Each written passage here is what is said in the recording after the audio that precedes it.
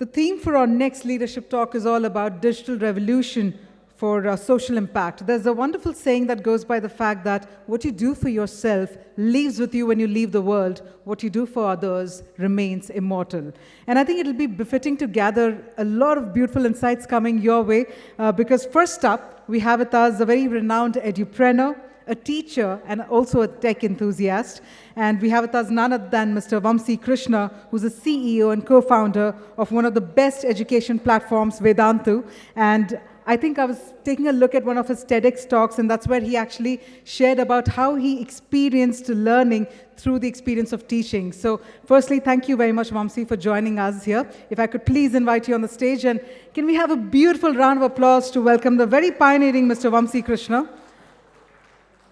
And joining him on the stage, ladies and gentlemen, they often say that to get the right answers, you need the right questions, which is why you need the right moderator to spearhead. And we have with us someone who is not just a renowned moderator and also a speaker at some of the digital and tech forums, but we also know her about one of her best podcasts, one of India's best podcasts, which is Being CEO with Deepali Naair. We have with us none other than Deepali Naair, Director, Bengaluru Digital Sales Center and Digital Sales Center Growth, IBM. Can we have a huge round of applause, everyone? This is a leadership talk that we are eagerly looking forward to. I'm going to quickly hand it over to you, Deepali. Here we go. Thank you. Thank you so much for the warm welcome and for the words. While the topic is digital and social impact, my observation, and I was just sharing this with Vamsi and Shubho when I was sitting there, my observation is that when you look at the whole education space and what technology has managed to do there and the digital transformation, it could not have happened but with the goal of social impact in mind. So it just goes hand in hand. So what I want to do today instead is talk to you about your journey and the person that you are, because I think that's what will bring alive for our audience the kind of journey it requires for creating social impact, of course, failures and successes.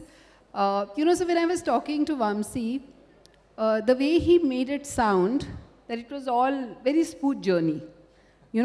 I got into IIT Mumbai, I went to Barnala, I saw an opportunity there. My friends decided to teach the kids there in Barnala, which is a small town, closer to Delhi. So I quit my job. And then we were very successful at doing that. And then we started this, tutoring thing. We were very successful there also. We sold it to Mahesh Tutorials. And then we started Vedantu. And, all my co-founders are the guys, who, taught with me in Barnala. So we've been like almost all of us have been together. And I was like, really? So I think it's about the mindset. It's about the positive mindset. And then when I really asked him and I said this to him, I said, look, just like you, I was also very, very interested in teaching. I also get the adrenaline high just like you do. But I didn't quit my job. He quit his job with L&T. I said, I didn't quit my job to become a teacher. Okay, so there must be something there. And then that's when he told me. I asked him, I said, you're an only child. What was your parents' reaction? So he said, there was a tsunami at my house. Okay. So, life is not so simple, right? And I think we also spoke a lot about relationships and how, building relationships require an effort. And that's where my first question is. And this is a question that I like to ask all successful unicorn founders, okay? Which is that now that you're very successful, when new people meet with you, okay, how do you judge? That there is genuine admiration, what they want from you, whether they are a company that you want to keep, because you're super successful now, right? Like what, some top 100, 200 people in India, we can count among us that, if you're a unicorn founder, right? Yeah? So how do you judge new people who come into your life today? You're spilling all the secrets here, Deepali. Anyways, thanks a lot, Deepali. Lovely being here. Thanks to IMI for having me here. Well, first of all, as a rule, I don't judge people, at least in my personal life and professionally maybe, but not. But anyways, jokes apart, I think everyone is different. Like, it's all about who do you share the vibe with, right? I'm more of a positive guy, so I love to, keep myself surrounded with positive people. Keeps you energized. But apart from that, nothing specific. I think love, positivity, genuine people, right? And you get a sense on that. But I think most importantly, over the years, when you spend so much time, you tend to love being around with people with whom you just don't think about spending time with. It. You can spend countless amount of time, and that I think is the only criteria. That's lovely. You know, I must also admit to you, we were earlier listening to, Aman and how he spoke about his investors and boards. So if you were to catch Vamsi later on and speak with him, you will only hear complimentary things about the board. So I think it's also about your own mindset. You know, but you also said to me that over the years, relationships require work, you know. We need to work towards relationships. And this doesn't necessarily mean relationships in our personal life. You know, this is, of course, with your co-founders, this is with your board, and even if we are corporate executives, I think, relationships require work. I think I want you to explain that with an example, how is it to be done, what can be done, what is the effort? No, very rightly said. It's one of the under-indexed things, but it's very important. Any relationships, right? Personal relationships, professional relationships, any relationship which is important for you, needs deliberate work on. And the challenge with almost all of us, I'm sure, is we take many of them for granted. The ones which are most valuable, you take it for granted. So we all learned it the hard way, some of it. But I do make it a habit now, or I do make it intentional at least to work on some of these relationships, both on personal side as well as professional side. Being an entrepreneur, you know how, it is roller coaster, so you essentially don't have time for anything. So at least that's what we like to say. But it's important to slot in a time where required. So what I do, at least personally, is me and my co-founders, we have 2 times Saturday lunch outs together, at least, right? That's what we try to do. Otherwise, you just don't find space and time for talk. I go on Friday date nights with my wife. That's something which I have, at least for the last 2 years, tried doing. Otherwise, there was a risk of divorce happening there. Yeah, so. Wonderful. I think that's a tip for all married people sitting here in the audience. Huh? So yeah, Deepali, it's important. And also, this is something which puts a very positive constraint on you. Because you don't have infinite time, and you can't spend time for 8 relationships, it also forces you to think that which relationships are more valuable for you. And that's also a good constraint to think and work on. Lovely, thank you for sharing that with us. Even earlier I heard you mention the word vibe, and you've actually said this, that I believe more in energy management than in time management. So yeah, one thing is to calendarize and say every Friday date night with the wife, but you also said energy management is very important for your personal productivity. What does that mean? Yeah, so few years back, many years back, I was a sucker for time management and this work-life balance. I'm sure that's a concept which is talked about a lot these days. But none of it worked for me, right? None of it worked, right? It almost felt like a regimented robot at the end of the day. Following, time management, being extremely productive, having that work-life balance, none of it worked. And what I sort of observed, and that was a waking up call for me, was at the end of the day, I was drained.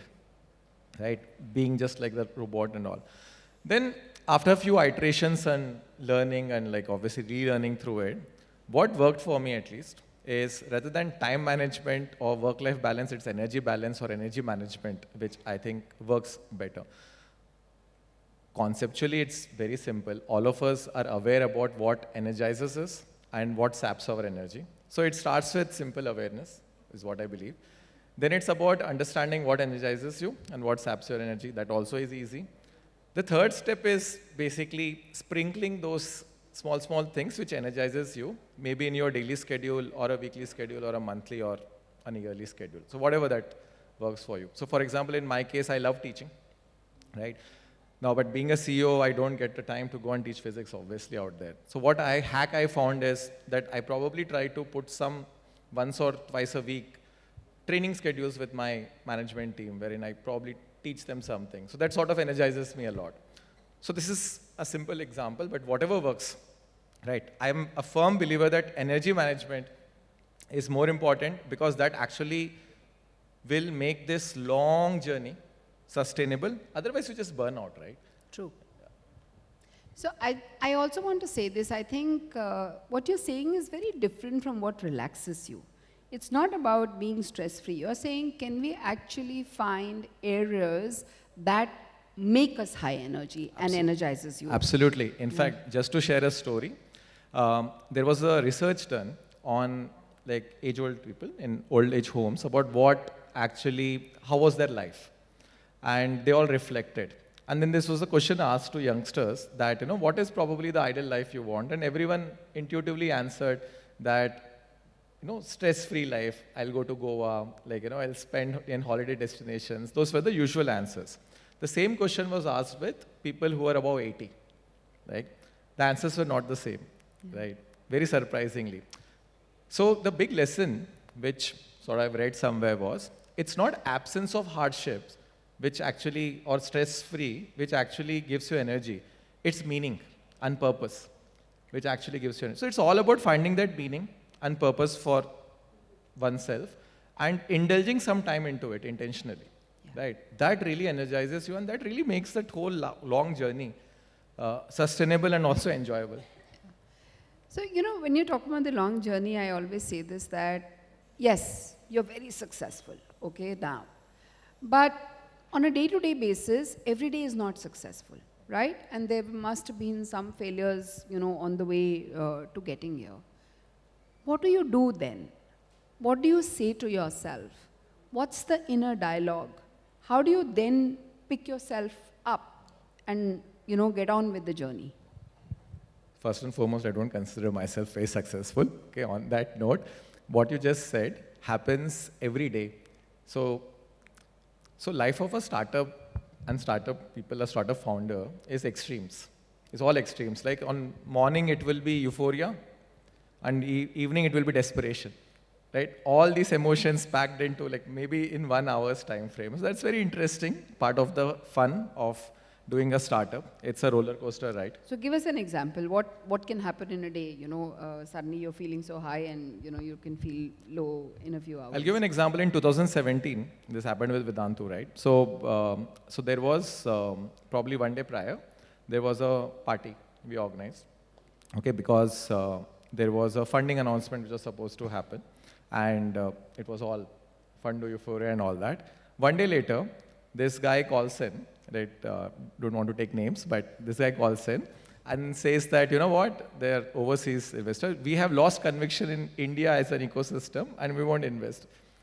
And we had probably some few weeks of runway left. That was it. So this is like on one day, it was like euphoria, and in the evening, it was like desperation almost. And that's extreme example, but yeah, stuff happens.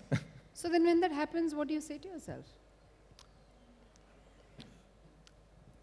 I'm a teacher, so probably what I tell my students is what I tell to myself, right? So what I tell to my students is, especially the ones who prepare for these competitive exams, same stuff happens there, right? On one day, you feel that, okay, fine, I get it, and I'll get a great rank, I'll just conquer the world. And then you give some test and you get so bad marks, and you are you're desperate. So what I tell them is what I tell myself. What I tell them is, these small things are not something which will determine your life, right? You need to have sight on the bigger purpose and the bigger vision. As long as that is intact, don't give up. That's the only thing you can do. So that's what I tell myself. The bigger purpose and the meaning is very important, right? If that purpose is not clear and it's not very defined, it would have been impossible for me and my co-founders to have spent 18 years we are doing education, right? It's tough, right? It's the only that thing which gets you going. And I can safely say that, I think even the next 20 years is less to give to this field of education. So I think something you need, like that you need to find. And if that's there, strong enough that you can just go through any ups and downs. Yeah, lovely, thank you. Mr. Bachchan says, "Jo man ka ho, to bhi bhala, jo man ka na ho, to usse bhi zyada bhala." So I tend to remember that. A lot of the times, I think we all have definitions of success, and that's a function of our experiences, how we've grown up, and some will equate that with material success, some will, equate that with purpose, and, are you walking the path? But when you're dealing with children, people will ask this question, and I know my sons ask me this question. What's a failure? What does failure mean to you? How do you define failure? That's a very important one. And we as a society, Indian society, at least in education, we tend to glamorize that quite a lot. Okay, we don't, as parents, we don't talk about if the child is get like 95, like Indian mothers, right? Especially, where did the 5 marks go? Yes. Will be the first instinctive like answer than the thing. I must admit that my mother did this to me, and I have also done this to my son. We are getting better at it. But to you, that's a deep one, Deepali. Like, what does failure mean? At least in my definition, not trying, losing entire hope, not even attempting or not even trying, is what probably I would define as failure. Otherwise, I would tag nothing as failure. Everything we should be teaching and inspiring our kids that these are experiences, so that that failure is not a taboo. Otherwise, the problem is that most of the people who come to me for entrepreneurship advice, they are mostly stuck on, should I start up? Right? Now, that's the fear of failure in their mind, so strong that that's preventing them from starting up, right? And it's not just goes for startups, it goes for many other things which we want to do in life, but we fear doing that. So I think not trying is failure. So we should be actually glamorizing that not trying is actually failure, than probably you trying and ending up short, that's completely okay. What a wonderful definition. You know, the other thing, because you're on the teaching side, is something that I've always wondered, that a genius teacher is not necessarily a genius at the subject. You know, a genius teacher is somebody who's great at the craft of teaching. You know, do you think this is correct? Or Well, no? this will start a big topic on like what teaching and what teacher, but let me keep it short. I believe all of us are teachers. All of us, like every one, single one of us sitting over here are teachers. And I truly believe that, because think about it like this. We are always teaching something, right?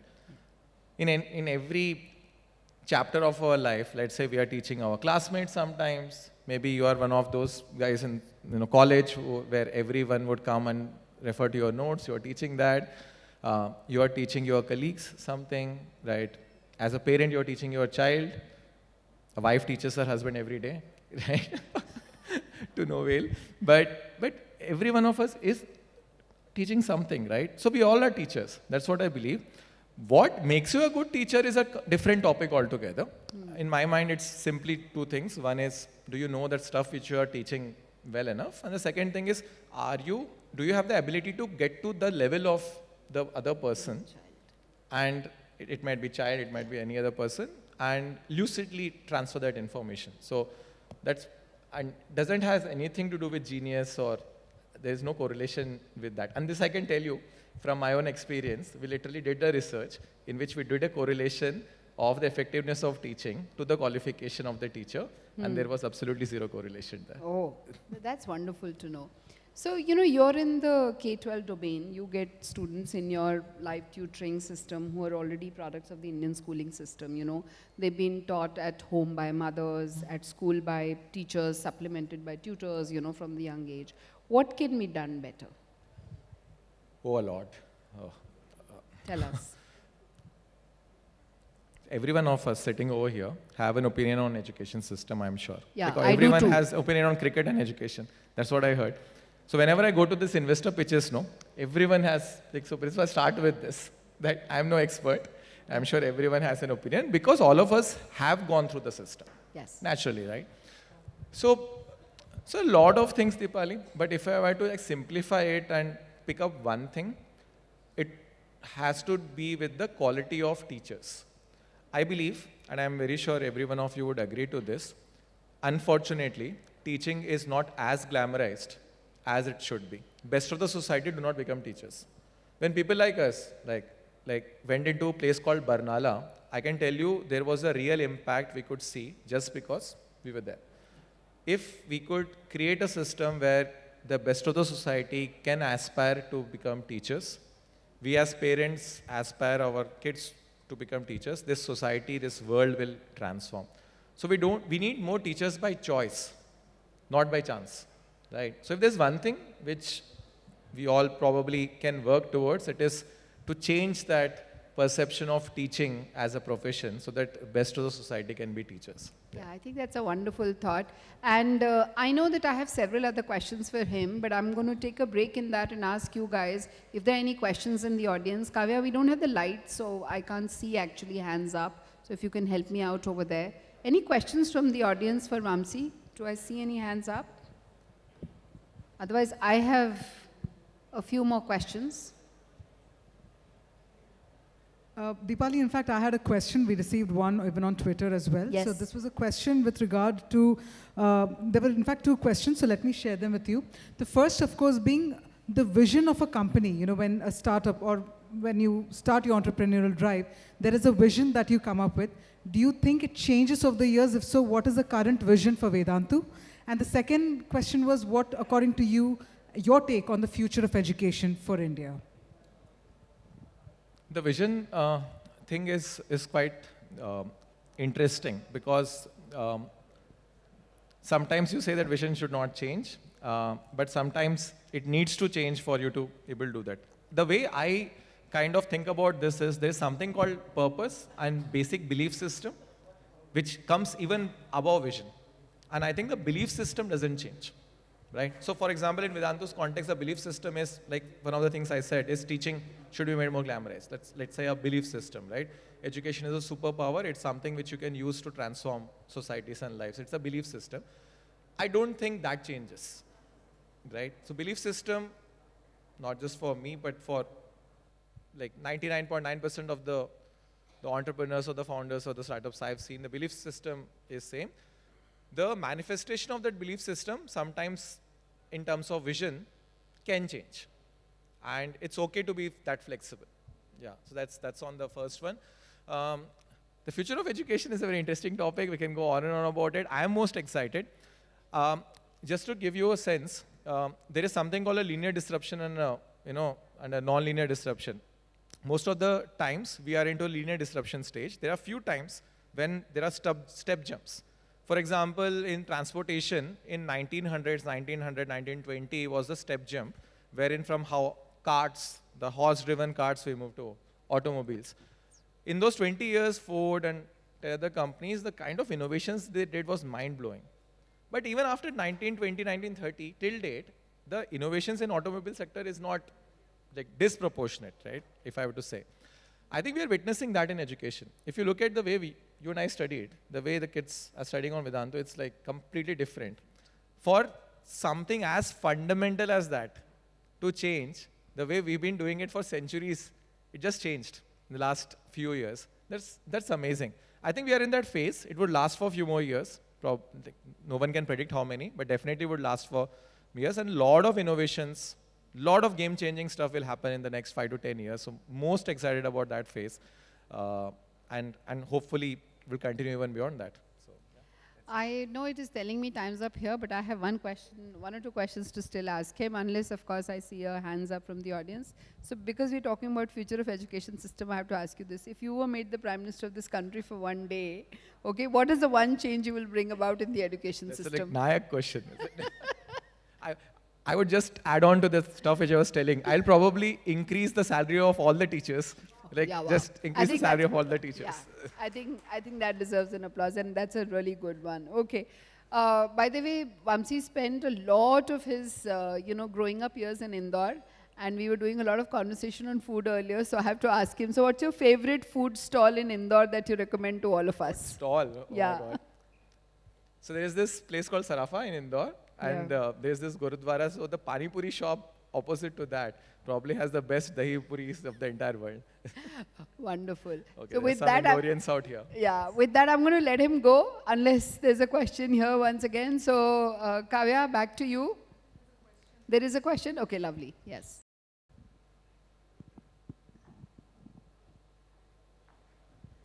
Yeah. Hello, ma'am. Hi, Vamsi. Yeah, I think I've followed you, for some time, and we've been doing really great with Vedantu. So, my question as a parent is, life skills is something, which we feel that is not really being taught at school per se. I mean, while, we say कि बच्चा सीखता घर पे है, and I think that's fair. But, he spends a lot of his learning time in school, where he's being taught a lot of subjects, which perhaps he will never use in his life.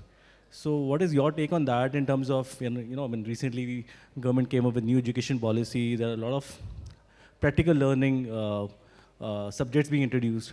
But overall, I mean, I think life skill is something, which really need to be looked into, for future generations who are, I mean, you can look at the amount of stress people go through these days because they don't know how to handle that. I mean, very valid point, sir. I think one of the most important challenges we have today is that, exactly that what you said. The problem is multifold. I think time is short probably to touch upon all of it. The education is a socio-economic thing. It's not just like, social angle. There's an economic angle to it also. And that is where probably if we come up with some solution, right, the adoption of it becomes a challenge. So for example, we had a lot of life skill courses we launched, right? But the parents' uptake of it was not that great just because they feel that, yaar, isse fayda kya hoga? Because school mein to nahi hai, exam mein nahi aata. So it's a linked problem. Actually, my next question was about that only. I mean, did Vedantu look into this in terms of the course being launched online, and what was the response to that? So I'll tell you at IIT Bombay where I studied, what used to happen is, although we went there for engineering, but there was something called life sciences, right? And there were a lot of things, philosophy, literature, sociology, which was taught. If IIT would have said that we'll teach this, nobody would have gone there, right? But they merged it, they sprinkled it in as part of the regular curriculum. I think something like that needs to be done. Government is doing some stuff around it. Sure. Like the Delhi government has introduced entrepreneurship now as part of their, I would say, I think from 8th standard, I'm not sure from 8th of which standard, it's part of the regular curriculum now. So I think government is doing their bit. All of us need to do our bit. As parents, we need to do our bit, right? Sure. So lot of these things is also taught at home. So I can't underscore the importance of that more. 90% of the stuff which is being taught, if they're not using it, will not use it. With chat GPTs and all, they'll further not use it, right? So what is more important, which is going to be, is how you essentially, like, sustain yourself as a good human being, right? How do you deal with stress, creative thinking, all those things would be required, and that's what we need to evolve towards. Kavya, back to you, and thank you so much, Vamsi. Big round of applause for Vamsi here for sharing so freely. Personally, I was very, very impressed when I spoke with him for the purpose that they have and the number of students that they're impacting, in India today with quality education and making, giving hope and giving success to a lot of those kids. So Kavya, back to you. Thank you. Thank you, Deepali. Thank you all.